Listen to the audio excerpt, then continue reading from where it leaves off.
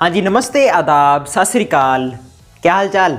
बमों और पिस्तौलों से क्रांति नहीं आती है, क्रांति की तलवार विचारों की शान पर तेज होती है। ये शब्द हैं शहीद आजम भगत सिंह के। क्या भगत सिंह नाम सुनते ही सिर्फ खून खराबा, गोली, बम, बारूद यही सब याद आता है क्या? फुद्दूज़म के पुजारियों, भगत सिंह जी का जन्म कहाँ हुआ? उनके माता पिता का क्या नाम था? उन्होंने अपनी पढ़ाई कहाँ से की? उन्होंने असेंबली में बम क्यों गिराया? इस वीडियो में मैं आपको ये सब कुछ नहीं बताऊंगा। इतना को तो छोटे बच्चे को भी पता होता है यार। इस वीडियो में मैं आपको भगत सिंह जी के बारे में कुछ अत्यंत ही इंटरेस्टिंग अननोन फैक्ट्स बताऊंगा, जिनके बारे में आपको डेफिनेटली नहीं पता होगा। आप चाहो तो शर्त भी लगा सकते हो। तो चलिए शुरू करते हैं आज की वीडियो बिना किसी बकचोदी के। हर बारी के मैं बोल देता यार। तो चलिए शुरू करते हैं आज की वीडियो बिना किसी अर्नब गोस्वामी के। बेटा भगत, क्या कर रहे हो तुम? बंदूकें बो रहा हूँ। अरे बेटा, बंदूकें बोगे तो फिर गोलियों के फल लगेंगे, फिर वो फल खाएगा कौन? अंग्रेज दुश्मन। Too many thoughts on my mind, I can't sleep at night, so I just keep writing. I don't need no help, I don't need opinions, so don't waste my time. Fact number 1, Bhagat Singh Sandhu. नाम सुनकर ही पता चल जाता है कि शहीद आजम एक जट Sikh family को बिलोंग करते थे। लेकिन क्या आपको पता है कि शहीद आजम की फैमिली आर्य समाज से बहुत ज्यादा प्रभावित थी।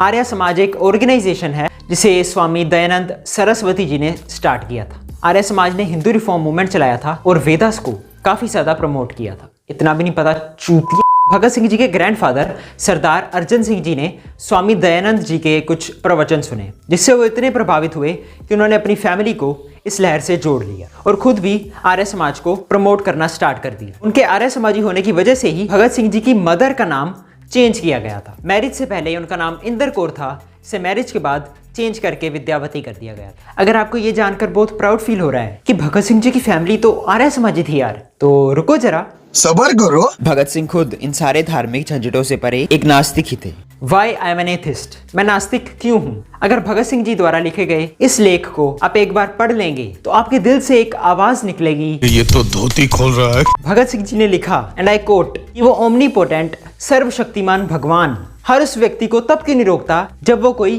पाप करने जा रहा होता है। ये काम तो वो बहुत आसानी से कर सकता है ना, तो करना।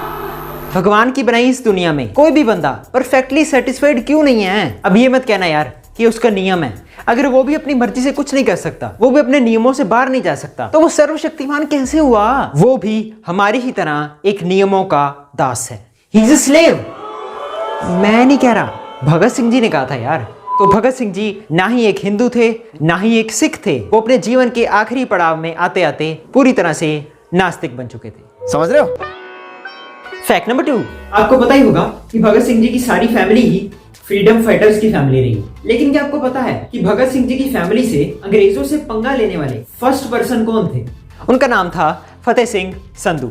शेरे पंजाब महाराजा रंजीत सिंह जी की सिख आर्मी में वो एक रिस्पेक्टिव पोजीशन पर थे। ब्रिटिशर्स ने कई सारे लालच देकर उन्हें ब्रिटिश आर्मी में आने का ऑफर दिया, लेकिन उन्होंने साफ साफ मना कर दिया, जबकि उनके बाकी कई साथी सिख आर्मी को छोड़कर ब्रिटिश आर्मी में जा रहे थे। इस इंसिडेंट के बाद ब्रिटिशर्स ने उन्हें शक की निगाह से देखना शुरू कर दिया था। उनको क्या पता था किस खानदान में एक ऐसा लड़का पैदा होगा जिसका नाम सुनते ही उनकी फट के हाथ में आ जाया करे। फैक्ट नंबर 3, भगत सिंह जी के कई सारे क्रांतिकारी दोस्त थे जिनसे उनका खास लगाव था, जैसे कि भगवती चरण वोरा, शिव वर्मा, बटुकेश्वर दत्त, राजगुरु एक्सेट्रा। लेकिन इन सभी में से सुखदेव थापर सबसे खास थे। बोले तो भगत सिंह जी के बेस्ट फ्रेंड।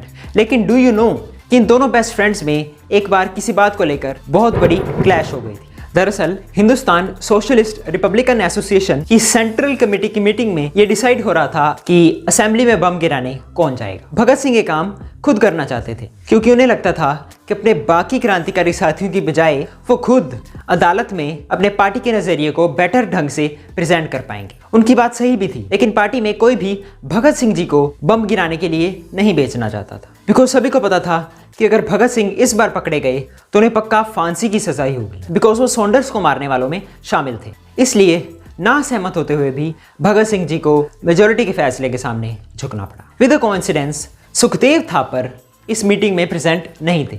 वो भी यही चाहते थे कि असेंबली में बम गिराने भगत सिंह को जाना चाहिए। इसी सिलसिले में वो भगत सिंह जी से बात करने गए। इस बार सुखदेव भगत सिंह से काफ़ी कड़वी बातें कहते हैं। वो कहते हैं कि तुम बहुत अहंकारी हो गए हो, तुम्हें लगता है कि दल की सारी जिम्मेवारी तुम ही निभा रहे हो, तुम कायर हो और जोखिम भरे कामों में दूसरों की जान को जोखिम में डालकर अपनी जान बचाते हो। भगत सिंह जी ने कहा कि अब आप मेरी इंसल्ट कर रहे हो। सुखदेव ने जवाब दिया कि मैं अपने दोस्त के प्रति अपनी जिम्मेवारी निभा रहा हूँ। ये बहस काफ़ी लंबे टाइम तक चली। आखिर में भगत सिंह जी ये कहकर वहाँ से उठ गए कि आगे से आप मुझसे बात करने की कोशिश भी मत करना। भगत सिंह जी के कहने पर सेंट्रल कमेटी की एक और मीटिंग बुलाई गई। इस बार सुखदेव उस मीटिंग में शामिल थे, लेकिन सारी मीटिंग के दौरान उन्होंने एक भी वर्ड नहीं बोला। भगत सिंह जी ने साफ साफ कह दिया कि असेंबली में बम गिराने तो वो ही जाएंगे, and rest is the history.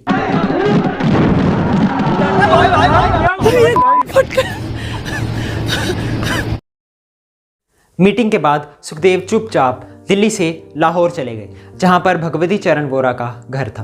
Bhagwati चरण वोरा की वाइफ, जिन्हें सब दुर्गा भाभी कहते थे, उनके अनुसार जब सुखदेव वापस लौटा तो उसकी आंखें सूजी हुई थी। ऐसा लग रहा था कि वो बहुत रोया था। ऐसे मौके पर ना तो उसने कोई कमजोरी दिखाई और ना ही अपनी आंख से एक भी आंसू बहने दिया, लेकिन वो मानसिक तौर पर बहुत परेशान था। उसने देश की आज़ादी के लिए अपने सबसे बेस्ट फ्रेंड, सबसे प्रिय दोस्त भगत सिंह की जान की बाजी लगा दी थी।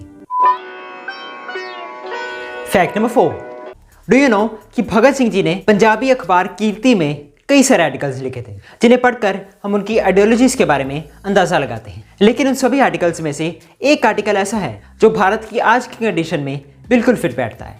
सांप्रदायिक दंगे और उनके इलाज आर्टिकल में वो लिखते हैं कि सांप्रदायिक दंगों को भड़काने में दो पावर्स का विशेष तौर पर हाथ होता है। पहले कम्युनल नेता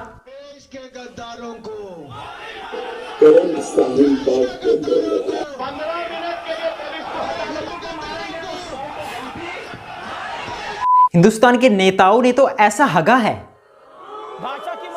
मेरी भाषा को कुछ नहीं हुआ, मैं नहीं बोल रहा, भगत सिंह जी ने ऐसे ही लिखा है। हिंदुस्तान के नेताओं ने तो ऐसी लिद की है कि चुप रहना ही बेटर है। दूसरे सज्जन जो सांप्रदायिक दंगों को भड़काने में अपना विशेष योगदान देते हैं वो हैं अखबार वाले। न्यूज़ चैनल तो तब थे नहीं, तो हेट फैलाने का जिम्मा अखबार संभालते थे। भगत सिंह जी लिखते हैं, पत्रकारिता का काम जो पहले बहुत ही ऊंचा माना जाता था आज बहुत ही गंदा हो गया है। कुछ नहीं बदला यार, आज भी सब कुछ वैसे का वैसा ही है। ऐसे लोग आज भी हैं। थोड़ी मर्यादा रखिए। कई प्लेसेस पर दंगे इसलिए भड़के क्योंकि लोकल अखबारों ने उत्तेजनापूर्ण लेख लिखे। अखबारों की और मीडिया की यह ड्यूटी होती है कि वो लोगों को एजुकेट करें, उनकी नैरो माइंडेडनेस को दूर करें, मेल मिलाप की भावना बढ़ाएं और भारत की साझी राष्ट्रीयता को बनाए रखें। लेकिन अफसोस भारत का मीडिया इसका बिल्कुल उल्टा काम कर रहा है। यही कारण है कि भारत की प्रेजेंट कंडीशन के बारे में सोचने पर दिमाग में ये सवाल उठता है कि भारत का बनेगा क्या। तो शहीद आजम ने एक सदी पहले ही हमें बता दिया था कि मीडिया का नेचर क्या होता है। मानना या ना मानना ये टोटली हम पर डिपेंड करता है। हम चाहें तो इन फुद्दूज़म के पुजारियों को फुद्दू समझकर इग्नोर भी कर सकते हैं, और अगर हम चाहें तो इनकी बातों को सीरियसली लेकर धर्म के नाम पर इमोशनल होकर अपने देश का बेड़ा गर्क भी कर सकते हैं। The choice is hours. Fact number 5, Vinayak Damodar Das Savarkar, Indian politics के सबसे ज्यादा कंट्रोवर्शियल कैरेक्टर। इनके नाम पर बीजेपी और कांग्रेस अक्सर गुत्थम गुत्था होते रहते हैं। लेकिन यह जानना बहुत इंटरेस्टिंग हो सकता है कि शहीद आजम भगत सिंह और सावरकर ये दोनों फ्रीडम फाइटर्स एक दूसरे के बारे में क्या सोचते थे। कम से कम इतना तो मानते हो ना यार कि ये बंदा एक फ्रीडम फाइटर था। कुछ राइटर्स कहते हैं कि जिस दिन भगत सिंह, सुखदेव और राजगुरु को फांसी दी गई थी उस दिन सावरकर के घर पर भगवे झंडे की जगह काला झंडा फहराया गया था एज अ प्रोटेस्ट, और सावरकर ने तीनों शहीदों को श्रद्धांजलि देने के लिए एक पोएम भी लिखी थी। मुझे ये कहने में बिल्कुल भी शर्म नहीं है कि सावरकर एक भीषण विद्रोही हैं, फेनेटिक एनार्किस्ट हैं, विश्व प्रेमी हैं और ब्रेव हार्ट हैं। यानी कि सावरकर एक्चुअल में वीर सावरकर ही हैं। मैंने ऐसा नहीं कहा, भगत सिंह जी ने कहा था। कोलकाता से निकलने वाले साप्ताहिक मतवाला में भगत सिंह जी ने सावरकर की प्रेस करते हुए एक लेख लिखा था, जिसमें वो लिखते हैं, स्वदेशी आंदोलन का असर इंग्लैंड तक पहुंच गया था और सावरकर ने वहां पर इंडिया हाउस की स्थापना कर दी थी, जहां पर कई सारे इंडियन रेवोल्यूशनरीज शरण लेते थे। लेख में भगत सिंह जी मदन लाल ढींगरा और सावरकर की प्रेस करते हुए कहते हैं, कायर लोग क्या जाने कि देश की खातिर जान देने वाले लोग कितने ऊंचे, पवित्र और पूजनीय होते हैं। तो भगत सिंह जी सावरकर के बारे में बुरा नहीं सोचते थे, बल्कि अच्छा सोचते थे। लेकिन एक फंडामेंटल डिफरेंस तो था दोनों में। भगत सिंह पिटीशन लिखकर ब्रिटिशर्स से ये अपील करते हैं कि उन्हें एक पॉलिटिकल प्रिजनर की तरह गोली से मारा जाए, ना कि फांसी देकर। और दूसरी ओर सावरकर मर्सी पिटीशंस लिखकर अंग्रेजों से ये अपील करते हैं कि अगर उन्हें रिहा कर दिया जाता है तो वो भारत की आज़ादी की लड़ाई के बाहर आ जाएंगे। वैसे मैं वीर विनायक दामोदर दास सावरकर पर एक डिटेल्ड वीडियो बनाने वाला हूँ यार, तो सब्सक्राइब कर लो। So that is it for today guys. अगर आपको वीडियो थोड़ी सी भी अच्छी लगी है तो वीडियो को लाइक ज़रूर कर देना यार, और चैनल को सब्सक्राइब करके नोटिफिकेशंस में ऑल ज़रूर दबा देना यार। मैं हरमन आपसे मिलूंगा नेक्स्ट वीडियो में, तब तक के लिए सत श्री अकाल।